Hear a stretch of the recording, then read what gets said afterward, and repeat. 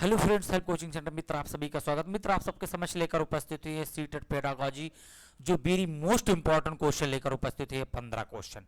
तो मित्र आपको बता देते हैं, आपको सीटेट पास होना बहुत ही जरूरी है दिसंबर में, क्योंकि आपका दिसंबर में 14 दिसंबर को आपका एग्जाम है सीटेट का। ठीक, तो आपको बता देते हैं सीटेट पेडागोजी लेकर उपस्थित हुए हैं।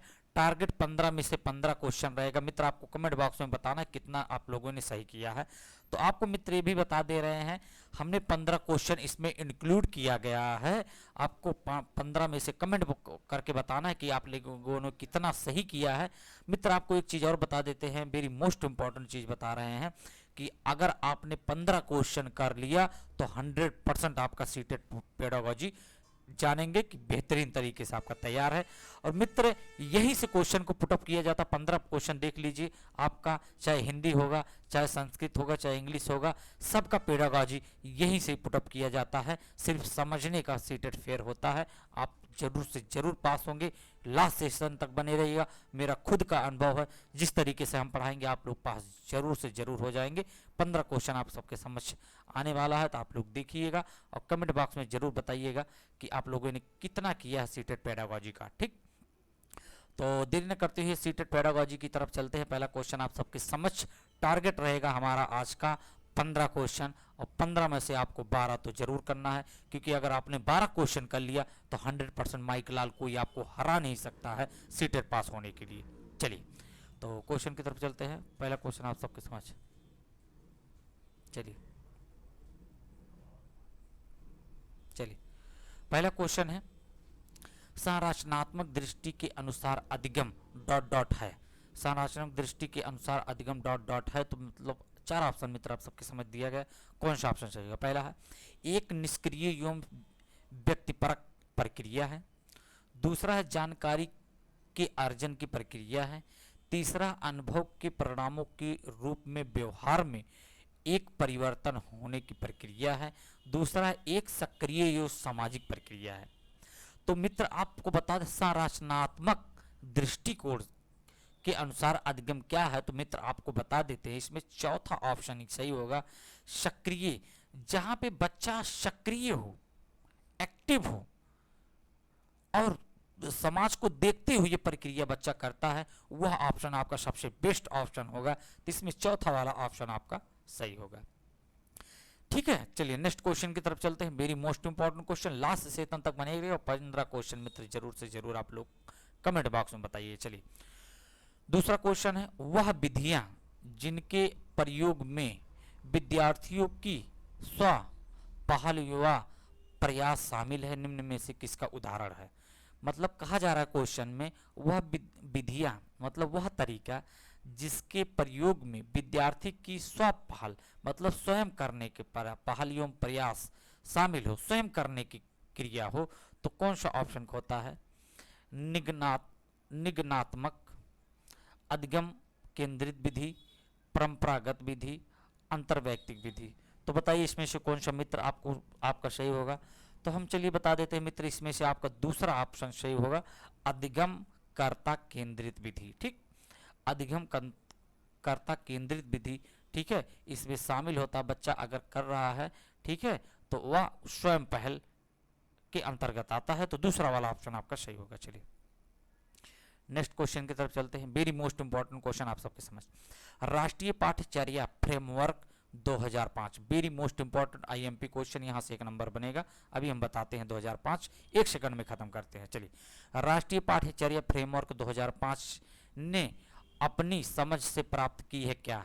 मानवतावाद, व्यवहारवाद, रचनावाद, संज्ञानात्मक। तो बताइए इसमें से मित्र कौन सा आपका सही होगा।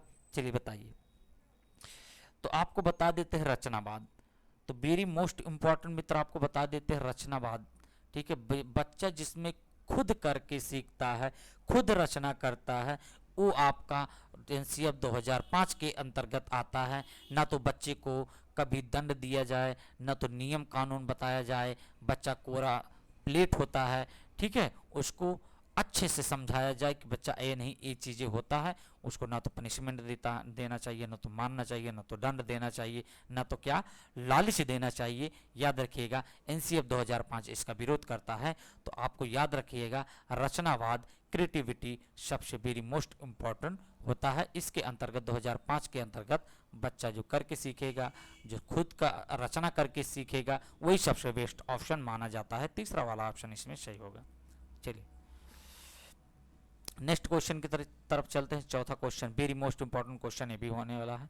चलिए चौथा क्वेश्चन में कहा जा रहा है, चलिए डॉट डॉट डॉट को तो यहाँ पे फिल करना है मित्र। क्या फिल करेंगे अभी हम बताते हैं। चलिए क्वेश्चन को देखते हैं। डॉट डॉट डॉट को अनुप्रेरित शिक्षण के एक संकेत के रूप में विवेचित किया जाता है क्या? कक्षा में अधिगम उपस्थिति। दूसरा है शिक्षक द्वारा दिया गया उपचारात्मक कार्य, शिक्षक द्वारा। उसके बाद ध्यान देना नेगेटिव बताते हैं कहाँ है। उसके बाद विद्यार्थियों द्वारा प्रश्न पूछना। उसके बाद कक्षा में पूर्ण निरसता, ठीक है, मतलब निराशता, मतलब निराश होना।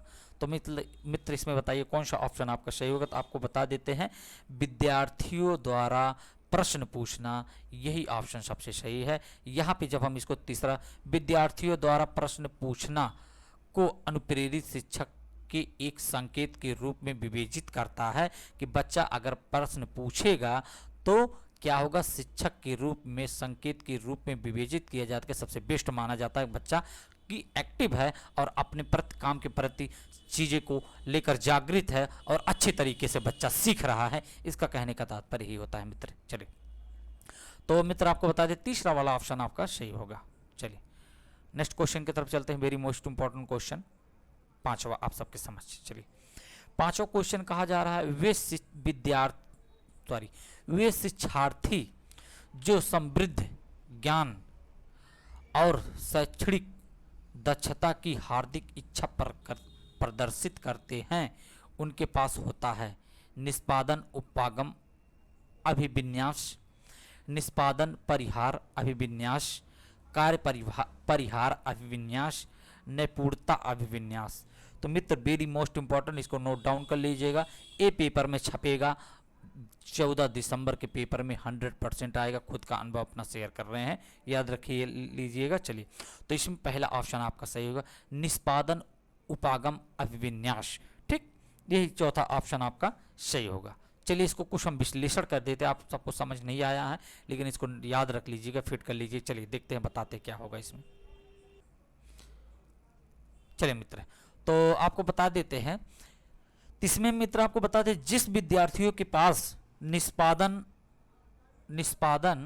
उपागम अभिविन्यास होता है मित्र, तो आपको बता देते हुए समृद्ध ज्ञान और शैक्षणिक दक्षता की इच्छा प्रदर्शित करते हैं मित्र, याद रखिएगा। चलिए वेरी मोस्ट इंपॉर्टेंट क्वेश्चन आगे इंक्लूड किया गया, लास्ट सेशन तक बने रहेगा, जबरदस्त सेशन होने वाला है मित्र। तो मित्र आपको बता देता अभी तक आप लोगों ने लाइक नहीं किया, सब्सक्राइब नहीं किया है तो आप लोग लाइक सब्सक्राइब कमेंट जरूर कर दीजिएगा। इससे मित्र क्या होगा, डेली 8 बजे वीडियो डालते हैं आप सबके पास नोटिफिकेशन पहुंचेगा और आप लोग अच्छे से सीटेट पास होना है मित्र। प्रण करिए अपने आप में कि हमको आपकी सीट निकालना है और अच्छे तरीके से हमको अच्छे नंबर से निकालना है। कुछ नहीं है मित्र, सिर्फ समझने का फेर है, आप लोग अच्छे से समझिएगा। बहुत बड़ी चीज़ नहीं होती है सीटेट पास करना, क्योंकि मैं 7 बार सीटेट पास हुआ हूँ, बस छोटा छोटा चीज़ों को, छोटी छोटी चीज़ों को समझ कर। चलिए छठवां क्वेश्चन देखते हैं, वेरी मोस्ट इंपॉर्टेंट क्वेश्चन आप सबके समझ। छठवां क्वेश्चन में कहा जा रहा है शिक्षा के क्षेत्र में, क्या कहा जा रहा है, शिक्षा के क्षेत्र में पाठ्यचर्या फ्रेमवर्क शब्दावली डॉट डॉट डॉट किस ओर संकेत करती है, याद रखिएगा। कहा जा रहा है शिक्षा के क्षेत्र में पाठ्यचर्या शब्दावली डॉट डॉट डॉट किस ओर संकेत करती है, विद्यालय का संपूर्ण कार्यक्रम जिसमें विद्यार्थी प्रतिदिन अनुभव प्राप्त करते हैं, ये भी सही हो सकता है। अगला मूल्यांकन प्रक्रिया भी सही हो सकता है। कक्षा में प्रयुक्त की जाने वाली पाठ्य सामग्री। उसके बाद चौथा ऑप्शन है शिक्षण पद्धति एवं पढ़ाई जाने वाली विषय वस्तु। तो विषय वस्तु इतना महत्व नहीं है, तो मित्र आपको बता देते हैं वेरी मोस्ट इंपॉर्टेंट क्वेश्चन, बहुत ही ज़बरदस्त क्वेश्चन आपका तो ऑप्शन में अगर देखा जा रहा है तो विकल्प सही सभी सही है, लेकिन सबसे बेस्ट आपका पहला वाला ऑप्शन सही है। अब मित्र आपको एक चीज़ और पॉइंट बता रहे हैं, नोट कर लीजिएगा।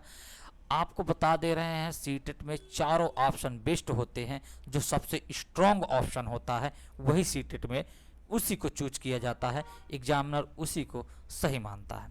तो आपको बता, विद्यालय का संपूर्ण कार्यक्रम जिसमें विद्यार्थी प्रतिदिन अनुभव प्राप्त करते हैं, सबसे बेस्ट ऑप्शन बच्चों के हित में जो ऑप्शन होता है सबसे बेस्ट वही ऑप्शन माना जाता है, याद रखिएगा। चलिए नेक्स्ट क्वेश्चन, बाल केंद्रित शिक्षा शास्त्र का अर्थ है। बाल केंद्रित शिक्षा शास्त्र का अर्थ क्या होता है? तो मित्र आप बताइए, बाल केंद्रित शिक्षा शास्त्र का अर्थ क्या होता है? तो चलिए, पहला ऑप्शन है बच्चों को नैतिक शिक्षा देना। नैतिक मतलब सामाजिक शिक्षा देना, जो सही हो गलत हो क्या है समाज में, ठीक। उसके बाद दूसरा है बच्चों को शिक्षक का अनुमान और अनुकरण करने के लिए, मतलब शिक्षक का अनुकरण करना, मतलब अनुमान और अनुकरण करना कि शिक्षक जैसे जैसे कहे बच्चा वैसे वैसे करे, बाल केंद्रित शिक्षा क्या कहलाता है। चलिए आगे देखते हैं। उसके बाद बच्चों को अभिव्यक्ति और उवजी सक्रिय भागीदारी को महत्व दे, ठीक है, भागीदारी को महत्व दे। तो यहाँ पे मित्र बच्चों को अभिव्यक्ति और उनकी सक्रिय भागीदारी को, ये उनकी है, उनकी सक्रिय भागीदारी को, यहाँ उनकी है, मिस्टेक हो गया, उनकी सक्रिय भागीदारी को महत्व देना। तो क्या ये भी सही है? उसके बाद बच्चों को पूर्ण रूप से छूट दे देना। तो मित्र आपको बता दें बच्चों को पूर्ण रूप से छूट नहीं देना है। तो तीसरा वाला ऑप्शन आपका सबसे बेस्ट है, बच्चों को अभिव्यक्ति मतलब अपनी अंतरात्मा के जो चीज़ें दिमाग में आए उसको व्यक्त किए और सक्रिय भागीदारी को महत्व दे, बच्चे को एक्टिव रहने के लिए महत्व दे और उनसे जो भी ज्ञान प्राप्त होता है, जो भी ज्ञान बच्चा बताता है अपने दिमाग दिल और बुद्धि से, उसको शिक्षक को एक्सेप्ट किया जाए, यही बाल केंद्रित शिक्षा कहलाता है मित्र। और आपको बता देते बाल केंद्रित शिक्षा ऐसा शिक्षा है जिसमें बच्चे को केंद्र में रखकर शिक्षा देना बाल केंद्रित शिक्षा कहलाता है मित्र। बाल केंद्रित शिक्षा मतलब केंद्र में रखकर कैसे, तो आपको बता देते हैं कि इसलिए कि बच्चा कोरी पटिया होता है, कोरी कागज होता है, कोरा कागज होता है, बच्चा बहुत सारे अनुभव लेकर अपने घर से स्कूल में आता है, ठीक है, उसी का अनुसरण करके आपको शिक्षा देना बाल केंद्रित शिक्षा कहलाता है मित्र, याद रखिएगा। बच्चे को ना तो पनिशमेंट देना है, ना तो दंड देना है, ना तो ज्ञान बताना है, ना तो कानून बताना है, बच्चे को उनके पूर्व ज्ञान से जोड़कर शिक्षा दीजिए आप, ठीक है, बाल केंद्रित शिक्षा के अंतर्गत आता है, याद रखिएगा। चलिए next question, very most important question, और आपको बता देते हैं मित्र यहाँ से हर बार यही है सीटेट का बैकबोन, ठीक है, यही बाल केंद्रित शिक्षा बच्चे के हित में रहे, तो आप जान लीजिएगा वही वाला ऑप्शन आपका सही है। चलिए समझ में आया। चलिए आगे देखते हैं। सातवां question, very most important question, आठवां क्वेश्चन।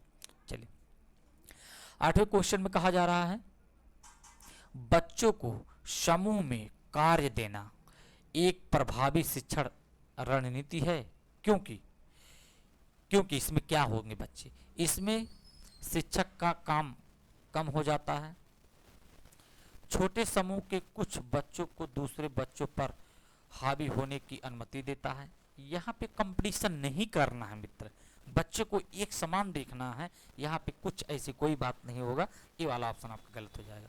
सीखने की प्रक्रिया में बच्चे एक दूसरे से सीखते हैं और परस्पर सहायता भी करते हैं, ये वाला ऑप्शन सही हो सकता है। बच्चे अपना काम जल्दी करने में समर्थ होते हैं, ठीक है, जल्दी कोई बात ही नहीं है कि बच्चे अपना काम जल्दी करें, ठीक है, तो यहाँ पे ये भी ऑप्शन आपका, ठीक है, नहीं सही होगा, ठीक है, कौन सा, चौथा नहीं सही होगा, ना तो पहला ऑप्शन। इनमें से शिक्षक शिक्षक का काम कम नहीं करना है बच्चों, ठीक है। शिक्षक का काम ना तो कम करना ना तो ज़्यादा करना, ये सब चीज़ें नहीं होना चाहिए। तीसरा वाला ऑप्शन सबसे बेस्ट ऑप्शन लग रहा है, क्योंकि बच्चों के हित में हमको करना है। सीटेट बच्चों के हित में पूछा जाता है, यही पूछता है कि बच्चों के हित में हो, तो ये ऑप्शन आपका सही होता है। सीखने की प्रक्रिया में बच्चे एक दूसरे से सीखते हैं। जब समूह में बच्चे को बैठा उठता है तो आपस में बातचीत करके सारा ज्ञान अनुभव प्राप्त करते हैं, ज्ञान प्राप्त करते हैं, ठीक है। परस्पर ज्ञान प्राप्त करते हैं, सहायता बच्चों को मिलती है, तो वो बच्चे बेहतरीन तरीके से सीखते हैं। तीसरा वाला सबसे बेस्ट ऑप्शन आपका है। चलिए 10वें क्वेश्चन और 9वें क्वेश्चन की तरफ चलते हैं। वेरी मोस्ट इंपॉर्टेंट क्वेश्चन 9वां। चलिए कृतिका। चलिए देखिए मित्र, आप लोग कमेंट बॉक्स में इसको जरूर बताइएगा, बहुत ही इंपॉर्टेंट क्वेश्चन, बहुत ही जबरदस्त क्वेश्चन है। क्वेश्चन में कहा जाए कृतिका कोई एक लड़की है, कृतिका नाम की कोई एक लड़की है, कह रही अक्सर घर में ज्यादा बात नहीं करती है। कृतिका लड़की है, वह घर में अक्सर ज्यादा बातें नहीं करती है, लेकिन विद्यालय में वह काफी बात करती है। यह दर्शाता है कि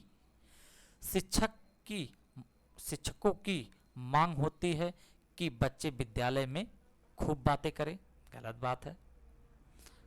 उसके बाद कृतिका को अपना घर बिल्कुल पसंद नहीं है। ऐसी कोई बात नहीं है, सबको अपना घर पसंद होता है, चाहे उनका झोपड़ी भी क्यों ना हो। तीसरा ऑप्शन, उसके विचारों को विद्यालय में मान्यता मिलती है, ठीक है। ये ऑप्शन जबरदस्त लग रहा है, आगे देखते हैं। चौथा भी हो सकता है सही। स्कूल हर समय बात करने को अवसर देती है। गलत मित्र, हमेशा बात करने को अवसर आपका स्कूल नहीं देता कि हमेशा आप ही बात करिए। तो मित्र सबसे बेस्ट ऑप्शन आपका तीसरा वाला है, उसके विचारों को विद्यालय में मान्यता मिलती है। कि अगर बच्ची कोई भी छोटी बच्ची है, 4 साल 5 साल 6 साल की बच्ची है, स्कूल जाती है, अगर स्कूल में ज़्यादा बोलती है तो इसके मतलब बच्ची को समझ में आ रहा, जो चीज़ों को बताया जाता है उनके पूर्व ज्ञान से जोड़कर उसको जो चीज़ें पढ़ाया जा रहा है बच्ची उसमें समझ रही है, तो वो अक्सर ज़्यादा बोलती है, ठीक है। और ऐसे बच्चे टैलेंटेड धीरे धीरे होते चले जाते हैं। अगर बच्चा नहीं बोल रहा है तो वह संकोच कर रहा है, उस चीज़ को बारे में समझ में नहीं आ रहा है, तो ये वाला ऑप्शन आपका गलत होगा। बच्चे को जहाँ मान्यता मिलता है अच्छी चीज़ों को सीखने के लिए, वहीं बच्चा एक्टिव रहता है, बोलता है। तो तीसरा वाला ऑप्शन आपका सबसे बेस्ट ऑप्शन है। चलिए नेक्स्ट क्वेश्चन आप सबके समझ। चलिए 10वां question very most important question है भी है। 5 क्वेश्चन और दिया गया मित्र, और जबरदस्त है। यही से क्वेश्चन को पुटअप किया जाता है और कहीं से क्वेश्चन बनाया नहीं जाता मित्र। यही प्रीवियस ईयर का क्वेश्चन होता है जो हर एक एग्जाम में इधर उधर करके पूछ लिया जाता है, ठीक। चलिए 10वां क्वेश्चन देखते हैं। निम्नलिखित में से कौन सी प्रगतिशील शिक्षा की विशेषता है। प्रगतिशील मतलब बच्चा जिसमें एक्टिव रहे, प्रगतिशील रहे, करने को इच्छा रहे, करने को उसको इच्छा रहे, जागरूक रहे, वही प्रगतिशील शिक्षा कहलाता है मित्र, याद रखिएगा। पहला ऑप्शन है समय सारणी और बैठने की व्यवस्था में लचीलापन, हो सकता है। आगे देखते हैं।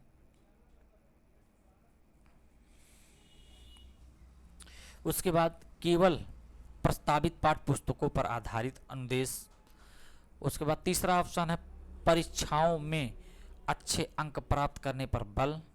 उसके बाद चौथा ऑप्शन है बार बार प्रश्न पूछना। यहाँ पे मिस्टेक हो गया है, ठीक। चलिए तो यहाँ पे मित्र आपको बता देते हैं, यहाँ पे लिखा नहीं गया पूरा, बार बार यहाँ पे ली जाने वाली परीक्षाएं, बार बार ली जाने वाली परीक्षाएं। तो मित्र इसमें बताइए कौन सा ऑप्शन आपका सही होगा। निम्नलिखित में से कौन सी प्रगतिशील शिक्षा की विशेषता है। समय सारणी और बैठने की व्यवस्था में लचीलापन होना चाहिए, सही बात है, ठीक। उसके बाद केवल, जहाँ पे मित्र आपका ऑप्शन केवल आता है वो ऑप्शन कट जाएगा। परीक्षाओं में अच्छे अंक प्राप्त करना, बच्चों में ऐसा नहीं कि कंपटीशन कराया जाए कि अच्छे अंक किसका आएगा किसका नहीं आएगा, अच्छा अंक आना चाहिए, ठीक है। उसके बाद बार बार ली जाने वाली परीक्षा ना तो परीक्षा लेना, सबसे बेस्ट ऑप्शन यही है। समय सारणी और बैठने की व्यवस्था में लचीलापन होना चाहिए, ठीक है। यही प्रगतिशील शिक्षा की विशेषता होती है, याद रखिएगा। चलिए आगे देखते हैं मित्र। चलिए अगला question very most important question आप सबके समझ 11वां क्वेश्चन में कहा जाए शिक्षण प्रक्रिया में निम्नलिखित में किसका भली प्रकार ध्यान रखना चाहिए। शिक्षण प्रक्रिया में निम्नलिखित में किसका भली प्रकार ध्यान रखना चाहिए। ऑप्शन देखते हैं। पहला ऑप्शन है विद्यार्थियों की सक्रिय सहभागिता, अनुशासन और नियमित उपस्थिति, गृह कार्य की जांच में लगन, विषय वस्तु का कठिनाई। गलत है, गलत है, गलत है। विद्यार्थियों में सक्रिय भागीदारी जिसमें बच्चा एक्टिव रहता है, वही ऑप्शन आपका सही होगा। तो कौन सा ऑप्शन आपका सही होगा? पहला वाला ऑप्शन आपका सही है। चलिए नेक्स्ट क्वेश्चन की तरफ चलते हैं। 12वां question very most important question है। चलिए विद्यालय क्षेत्र में रचनात्मक निर्धारकों को जानने के लिए इनमें से कौन सा उपागम नहीं है।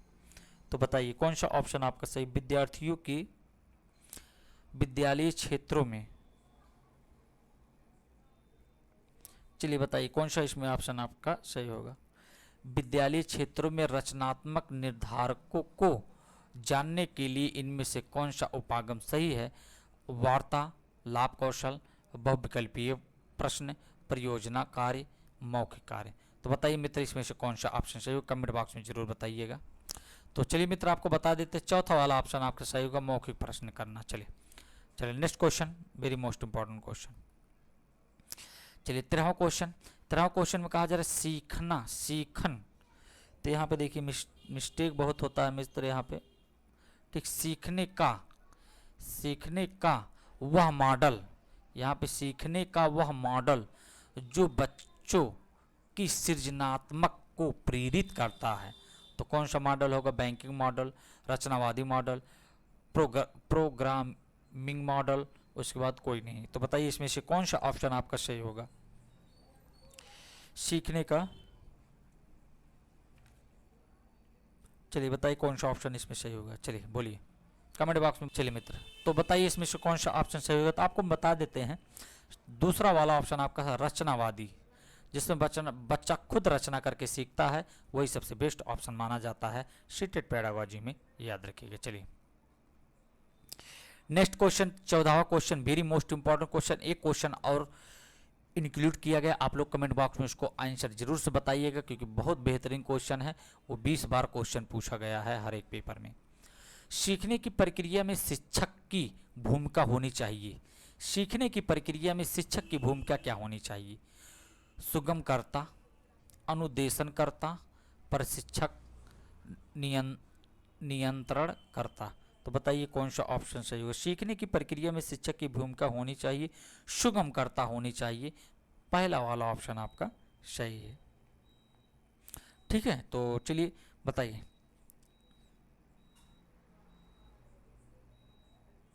चलिए पहला वाला ऑप्शन आपका सही है।